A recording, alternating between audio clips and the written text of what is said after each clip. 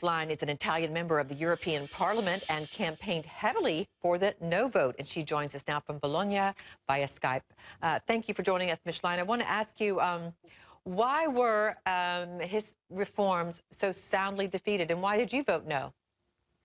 Well, actually, we voted no because the reform was a really bad reform. It was impacting heavily the checks and balances in our constitution, and it was risking to shift a lot of power in the hands of the government, particularly in the hands of a ruling party. It was also taking away the right of the citizen to vote for their representatives in the Senate, and it was also, in a way, shifting powers from the regions to the center in a really unbalanced way. So we have been fighting this for 2 years because it was, according to us, a very dangerous reform for the roots of our democratic system, which is already weak, let me remember.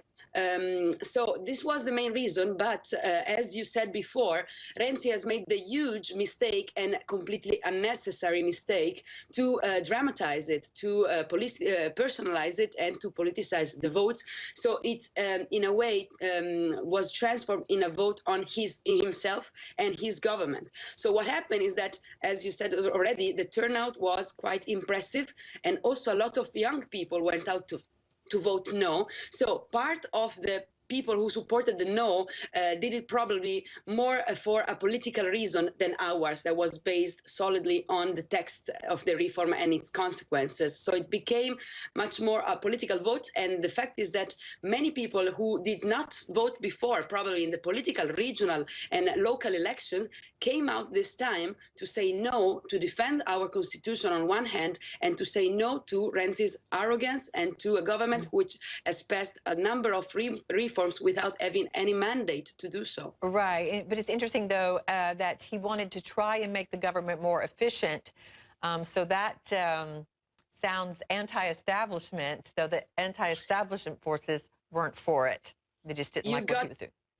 You got the real point here, because he framed it as it was him against populism, which is ridiculous, by the way, because in the no, you could find, obviously, also extreme right, you could find Grillo's five-star movement, but also us from the left, and also the biggest trade union, and also the Association of Partisans, the one who freed the country from Nazi fascism. So it was absurd to picture all the opponents as populist. And the funny thing is that he was the one to lead a very populistic, let's say, campaign by saying we have to reduce the number of politicians, we have to reduce the cost of politics. So he tried to be the anti-establishment, but how credible can he be? He is a guy that has never done anything but politics in his life. So it didn't actually work. So we got 1 minute left. I want to try to get 2 questions in, if you don't mind. First of all, are you concerned that a caretaker government could do anything to help the economy? What? I didn't get the question, sorry. If there is a caretaker government that is brought in until the next election in a year and a half, if that's what happens, what could they possibly do for the economy?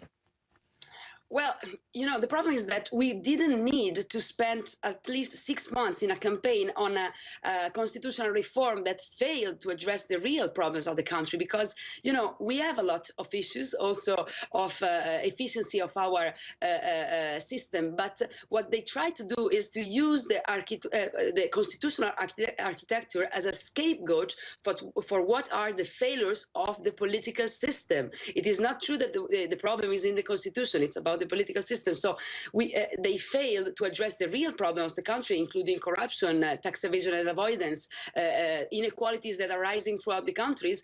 And I think that on this, it is possible to pass better reforms. Who is going to do it? We'll see, because now it's up to the President of the Republic to either give again the mandate to Renzi to seek for a majority that he will have.